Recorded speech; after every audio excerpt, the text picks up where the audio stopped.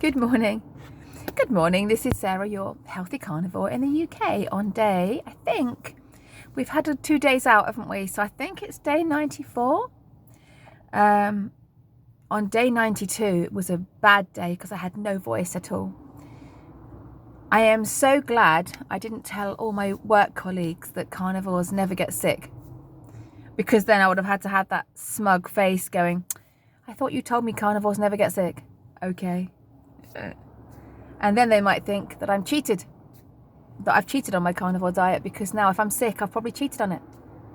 I even took my keto readings for you, didn't I, on Sunday, because I thought, was it Saturday or Sunday? One of the two.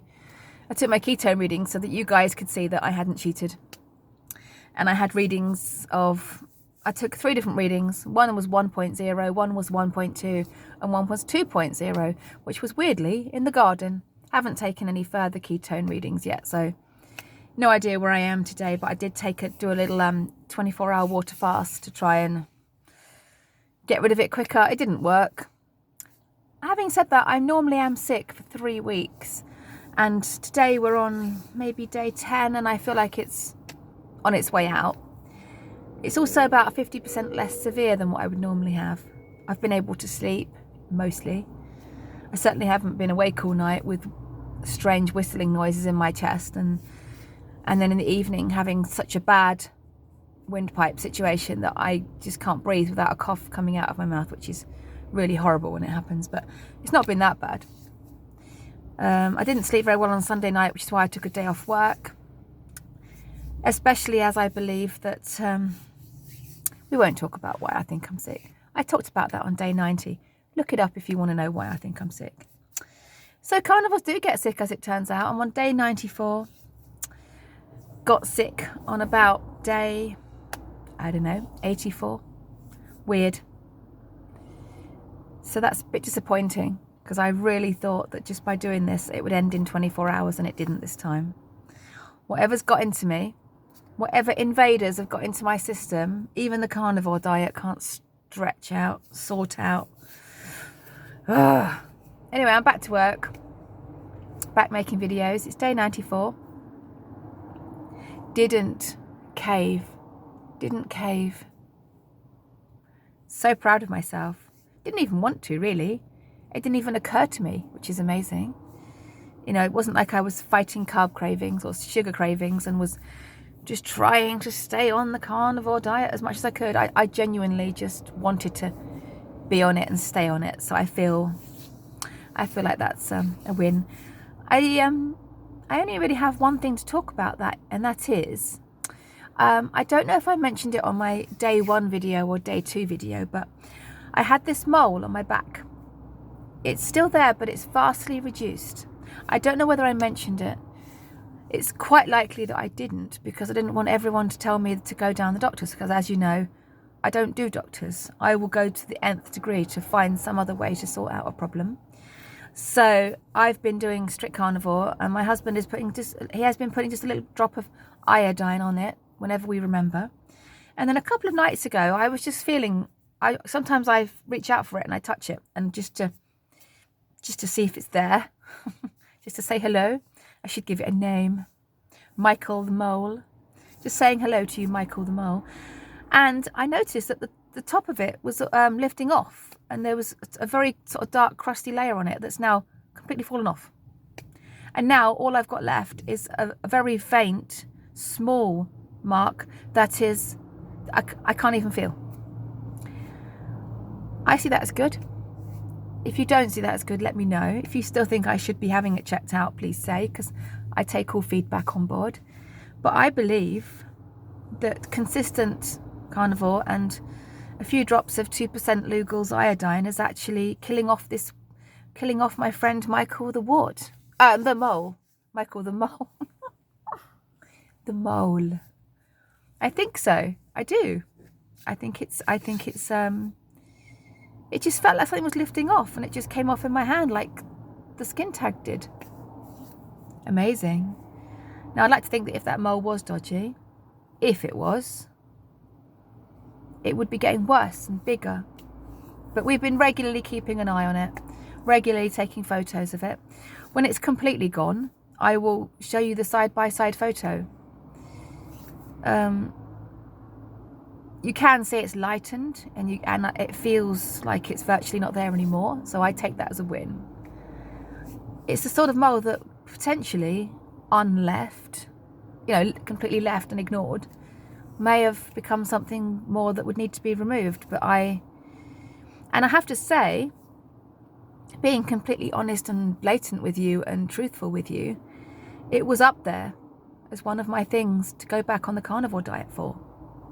I always said for years that if I had something that I was worried about, something of, I'm not talking about a touch of psoriasis on the scalp, or a little bit of knee pain, or, a little tiny weight problem, whatever. If it was something that actually other people would go running to the doctors for, I would do carnivore and stay doing it forever. And then back in July, I had the severe plantar fasciitis, very severe pain in my feet. I had the pain in my tummy, which I was worried about. And then I had this slightly crusty mole on my back. And those three things were enough to get me in that place and stay in that place. As it turns out, the pain in the tummy is completely gone, the plantar fasciitis is gone, and the wart on my back is... If someone saw that now, not the wart, it's a mole. You wouldn't believe I had so much sleep last night. It's a mole. Whatever it is, it's virtually non-existent. So I'd say that's pretty cool. Obviously, I'm keeping an eye on it on a daily basis. I'm still getting the husband to check it on a weekly basis. I'm doing my daily checks on my skin tags to see how we're going with those. I don't seem to... Do you know what's interesting about my skin tags? I don't seem to have 15 anymore. At the peak, I counted 15. One quite big, ugly one, and then two slightly smaller ones, and then sort of 12 titchy ones. The other day when I was counting around my neck to see, I can only see about 7. So it's almost like some of them have just fallen off and gone, and I can't find them at all, because they were so tiny that they have just disappeared without me knowing. Maybe they've just died off and then just got rubbed against my jumper and gone, because I can't find 15 now. I've still got the horrible big one, keeping an eye on that on a daily basis. In some lights, I keep thinking that in some lights it looks a bit darker, and then I look at it in a different light and it hasn't changed colour at all. But I have no reason to believe it won't go, because after seeing 2 others get a black tip that falls off, I think it's coming. So I am healing on the inside. Last weekend when I did my 24-hour water fast, I did drop 2.5 pounds overnight, but I'm not naive enough to think that all stayed off. So we will see moving forwards. I am considering, I'm not going to make any big declarations about it, but I am considering doing a 24-hour water fast once a week, and then the other 6 days eating just completely feast, feast, feast, eat your meat, in the hope that perhaps I might start seeing some gradual decreases in the scale. All the while the healing is going on inside. I'm super happy.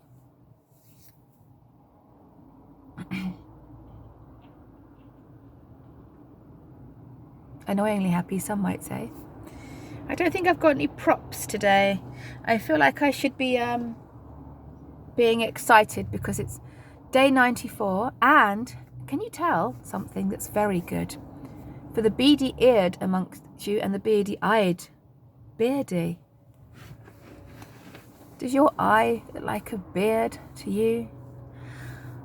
Yeah, I'm not editing this out, it's just going out as it is. The beady-eyed amongst you will notice I haven't kept pressing pause, which means that my voice is getting better. I hope I haven't just worn my voice out now on the way into work, and then when I get in there I can't speak.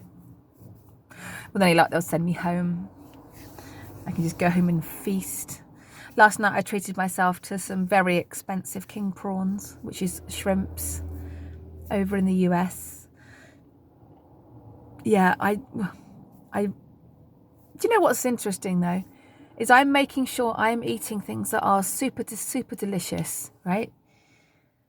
I think it's there's a myth going around that if you're doing carnivore, that you're not really eating to taste anymore. You're only eating to healing, which is not a bad thing.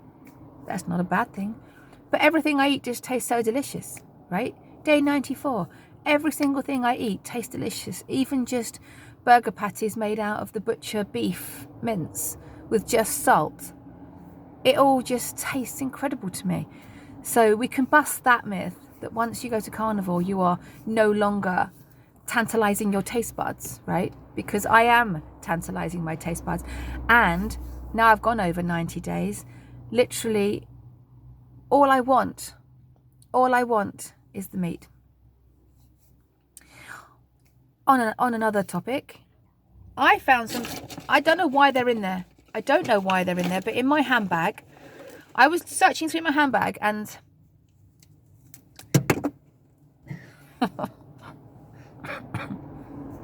I'm not a smoker, I'm just getting over a cough. This misery popped out. Now I'm thinking, has that been in there since July? Or did it fall into my bag from my son's secret stash that he's still allowed to have? Before you tell me off, he is pretty young to know about carnivore. He is 12 and he knows it's healing, and he's already said that he'll probably be doing it by the time he's 16. So I'm not worried about him right now. He knows the healing power of carnivore. I'm allowing him to just be a child to a certain extent. He eats extreme amounts of meat. When I eat a steak, he's begging to share it with me. So, you know, he eats bacon and eggs for breakfast. You know, we're probably feeding our children better than the average household. Our children have never gone to school on cereal, and they never will. Anyway, but I don't know how this is in here. This is misery, right? And it's got a little raspberry on it. Oh, look at the little raspberry with a smiley face. Do you see that? Oh, it's just a smiley, happy thing to eat, right? I looked at it and said, what the hell is this doing in my bag? Why is it there? And then I looked at it and thought, this is something I would have loved. 95 days ago, this misery, I would have loved that. But now when I look at it, I do just see misery. Those things remind me of a more miserable time. What's the other word I like to use? Desperate. Those remind me of a more desperate time. If I open that and ate them now, those things inside,